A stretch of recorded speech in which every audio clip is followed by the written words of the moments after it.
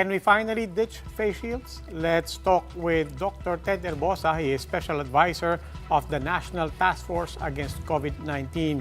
Good evening, Dr. Herbosa. Welcome again to The Big Story. Good evening, Robbie, and thank you for the nice invitation.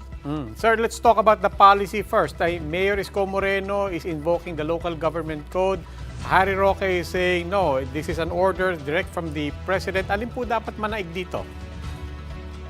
Well, as of now, for me, the national policy promulgated by the IATF and the President is the wearing of face shield in the 3 Cs, in the enclosed spaces, crowded places, and in close contact situations. So yung close contact, yung hospital, di sila nag-argue doon, no? That we're taking care of positive, mag-face shield tayo. Ang ina-argue nila is whether it should be used in the outdoors. No? Approved na naman yan na hindi gamitin outdoors. So ang problema na lang is public transport and ano pa yung isa, crowded places. So ako, if you ask me as a physician, I am more comfortable with 3 levels of protection than with 2. Kasi yung 2 na sinasabi ko is just the face mask and the vaccine. Di ba? But if we had a third layer, then it's actually more protection. However, no, I would like to clarify, not everyone has a very high level of vaccination as Metro Manila at 87%. Sa ibang probinsya, sa ibang lugar, it is only 35%. So in places like BARM, it is only 5%. So baka nga hindi naman universal yung pag-lift ng face shield policy. So there will be a meeting tomorrow with the IATF and they will probably discuss the policy for the next phase of our face shield wearing.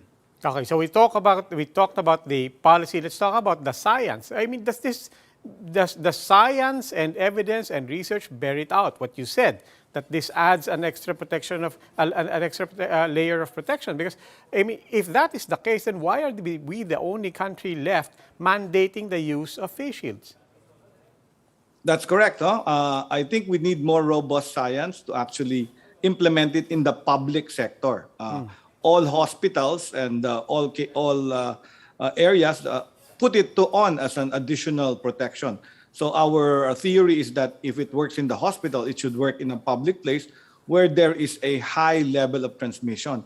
Right now, our test positivity rate is only 5.7%, I think. The latest report is only 5%, very close to the 5% that the WHO desires. No? Which means, I think, the face shield can be removed if you are at that level. However, nabanggit niyo po, I mean, Dr. Herbosa, nabanggit niyo po yung mga hospitals. We've spoken with scientists as well as doctors who said we can completely understand kung bakit sa ospital. The face shield is really for protection from fluids, splashing everywhere. And the doctors themselves are saying it was not really designed for air movement. That's actually true, no? It is just an additional layer that we used last year. But remember, when the rest of the world had Delta, they imposed a double masking policy. But we didn't. We just kept the face mask and the face shield. And we were okay. We didn't have as high a surge of Delta as the other countries. Okay. Maraming salamat po, Dr. Ted Herbosa, Special Advisor of the National Task Force Against COVID-19.